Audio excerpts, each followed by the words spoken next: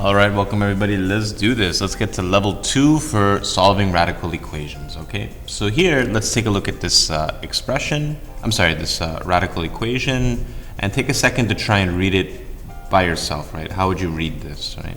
This would be the square root of x plus 23 is equal to x plus 3, all right? So here, the idea is the strategy still stays the same, right? What was the strategy in the previous video was to get the radical by itself, right? That's always kind of the general strategy when we're solving these radical equations. And notice that here, the radical is by itself. So notice that all we need to really do, just to set up this problem, is just square both sides, okay? And now notice that squaring the square root will cancel it. And then you're left with this x plus 23 is equal to parentheses x plus 3 squared. And how we're going to continue this, I'll show you in a second. Here is something that I've seen a lot from a lot of students before. They would say, okay, mister, what I want to do is I'm going to square both sides. So watch what some other students have done. They said, okay, mister, I'm going to square this, I'm going to square this, and I'm going to square that. Like, notice how they squared each individual term and they didn't kind of put the parentheses. Now the question is, are you allowed to do this? So let me show you one other thing before we actually move on. Let's take a look at this equation. If I say 1 plus 2 equals 3, this is fine, right? But imagine if you're like, oh, mister, what if I took 1 plus 2 equals 3, and what I want to do is I want to square everything. Like, I want to see, is the equation still true if I square everything? So take a second and try and see if this equation will be true if you square each individual thing, right? Notice that if you pause the video and now you want to see, 1 squared is 1, 2 squared is 4, equals 3 squared is 9. Now careful, pause. 5 does not equal 9. Notice this move of squaring each individual, you're not allowed to do. That is no bueno. But if I had the same example where I said, let's take 1 plus 2 equals 3, if I were to put parentheses over here, right? And if I were to square each thing just like this, this is okay. Because notice, what is 1 plus 2? That's just 3 squared equals 3 squared. 9 equals 9, and voila. This you're allowed to do if you wrap the parentheses around the expression. So I just wanted to show that really quickly before we actually moved on with this, and this is how you would continue forward. So notice that we got the radical by itself, right? Or the radical was already by itself. Then what did we do? We squared both sides, right? We've squared both sides. Now notice that squaring this square root, this got eliminated, so I'm left with x plus 23 is equal to x plus 3 squared. Now here, how do you continue with this? Let's see how well you remember. Notice that x plus 3 squared would be the same as x plus 3 times x plus 3. Now here, pause the video and let's see if you remember how to actually multiply this. It's been a minute, right? Take a second to try and think about it.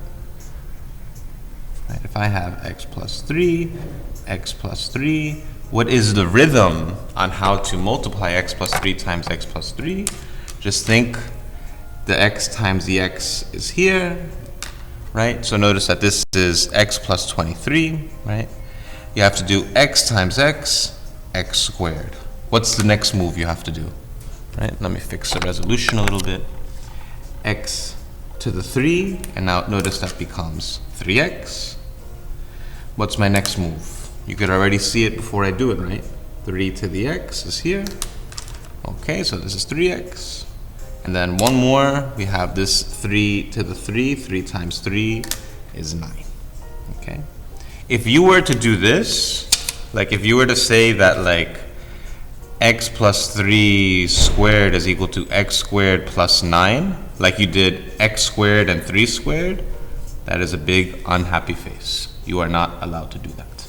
Okay, this is incorrect. When you have this x plus 3 squared or any binomial squared, you need to expand it out. And what was the name of this technique? It's been a minute, but it is called FOIL, right? First, outer, inner, last.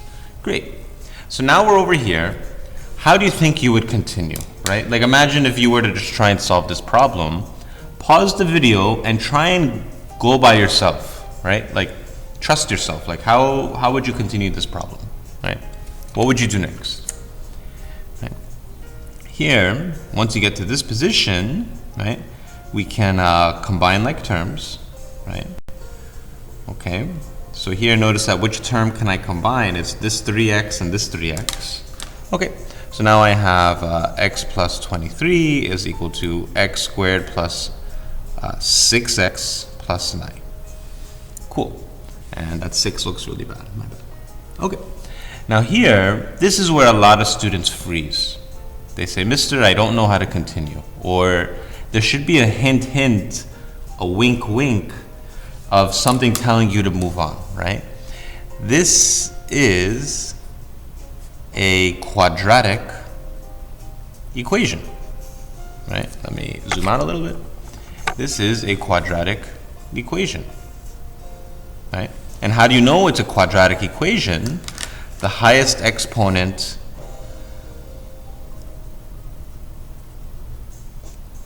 is 2, right? Oh, sorry, let me fix the camera angle a little bit. The highest exponent is 2, it's right here. So now what is the strategy for solving quadratic equations, right? We want 0 on one side so we can factor, right? That's the idea. The second you see the highest exponent is 2 and the equation is quadratic, you want 0 on one side so we can factor. So here, pause the video and try and do this on your own, right? Like you trust yourself. Don't be afraid to make mistakes, right? Like how would you get 0 over here on this side? What would you do, right? Pause the video if you need to. You can minus x. And now where would I put the other minus x? I would put it right here under the 6x, right? Because we want to combine that. Minus 23, minus 23. And then let's see, how do we continue? This one over here. This x minus x is 0. 23 minus 23 is 0. So notice that we have 0 over here, and we got the 0 that we want, is equal to x squared. Take your time, 6x minus x is 5x. And now over here, what is 9 minus 23? This is negative 14. Okay, now that we have 0, what was the purpose of getting 0? Now we want to factor. Now here, pause the video. What is the rhythm you need to say to be able to factor this, right? How would the rhythm go, right? What two numbers, when you multiply, give you negative 14, but when you add, give you 5, right? This negative 14 here, and this positive 5 here with addition, right? So try and pause the video and really think about it. Can you factor this, right? What is the winning combination that factors this, right? And let's say you unpause the video and you want to see. It should be x plus 7, x minus 2, right? Because 7 times negative 2 is negative 14. 7 minus 2 is 5, right?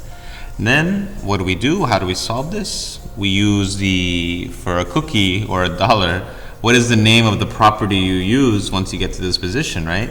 You use zero product property, yeah? Right, what are you going to say? You're going to say that this x plus 7 equals 0. X minus 2 equals 0. right? Then how do you solve this equation? You say minus 7 plus 2 plus 2, right? So notice that this becomes x equals negative 7, and this one is x equals positive 2. Happy face. Now, if you say, we're done, mister, let's go to the next problem, this is where you take your hand and, what must you do? What must we check?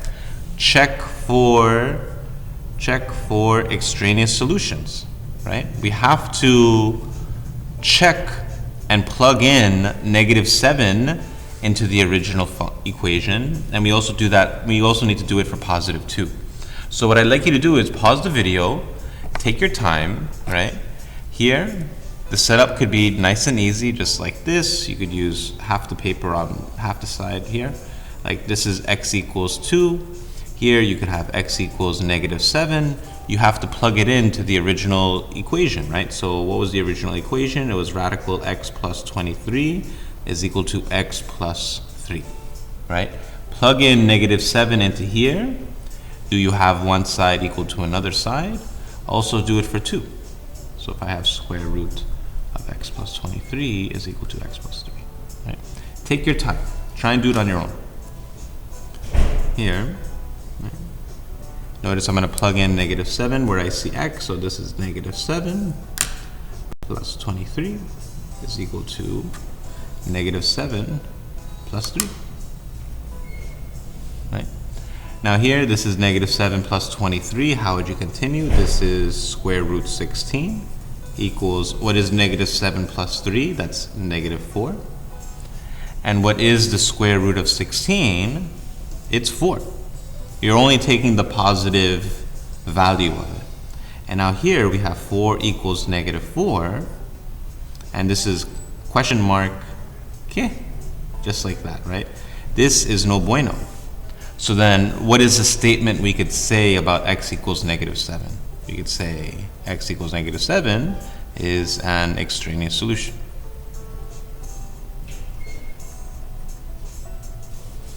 What about the next one?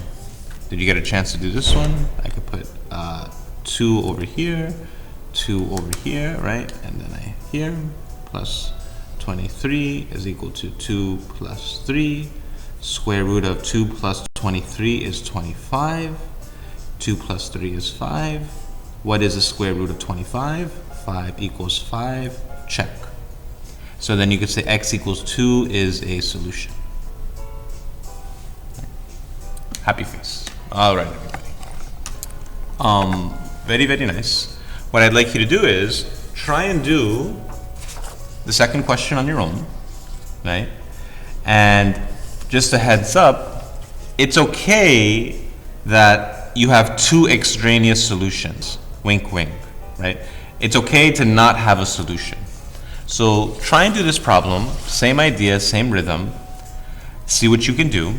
And in the next video, what I'll do is I'll do question 3 and question 4 in the next video. These questions are a little bit trickier, but idea is still the same. Okay, I'll see you in the next video.